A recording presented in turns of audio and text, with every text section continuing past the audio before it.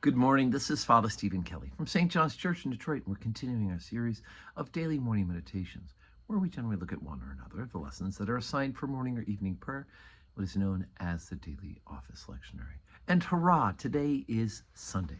We're gathering together today to glorify God, to worship Him in the beauty of holiness, and to receive Him in the Blessed Sacrament. So I do hope that you will join us today for worship if you're within driving distance of St. John's. And we have plenty of parishioners who drive pretty darn far to get here and to join us for worship. Today, let's take a look at the lesson.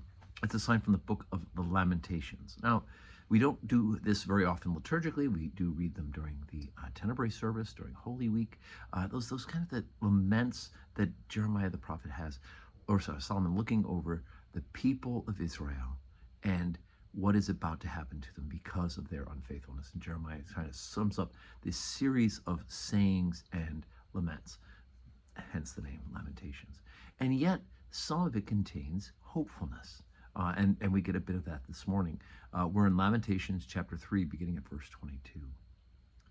It is of the Lord's mercy that we are not consumed, because his compassions fail not.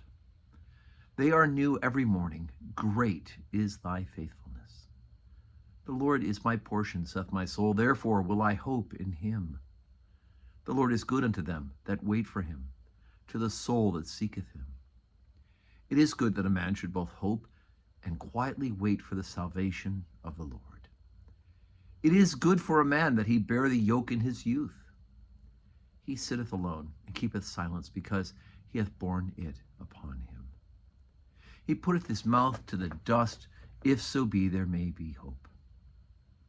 He giveth his cheek to him that smiteth him. He is filled with reproach. For the Lord will not cast off forever. But though he cause grief, yet will he have compassion according to the multitude of his mercies. For he doth not willingly afflict, nor grieve the children of men. Okay, so the people of Israel have to learn, and they learn again and again through that crucible of experience, that we have God both of justice and of mercy and compassion. There is injustice, the consequence of behavior. When we behave badly, there are consequences, right? We can't do something wrong and pray God will remove all the consequences of the bad that we are doing. We are held accountable under justice, and yet he has compassion and mercy. He doesn't hold us to the full measure of punishment. And in fact, his compassion and mercy continues to draw us back to himself for forgiveness and for grace. And we see that ultimately in the person of Jesus Christ himself, right? He put his cheek to him that smiteth him, who turned and allowed himself to be afflicted for the people, for us as human beings, for our salvation. So again, it's a little bit of a reminder that even in the hardest of circumstances in our lives, whether it be personal or corporate, that even if it's happening for a season, ultimately God's compassion and mercies do not fail. In the big picture, we have forgiveness and grace and mercy. So let's repent and believe and be faithful. So today is Sunday, 7:30 morning prayer, 8 o'clock Holy Communion, and 10 o'clock Holy Communion. At the 10 o'clock service, we'll be instituting yet another member of the Order of the Daughters of the King. And congratulations to Deb Bush for that today.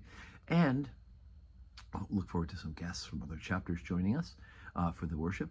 And then today at 5:30, we have evening prayer, and that'll take place in our ministry center here at the eastern end of the building.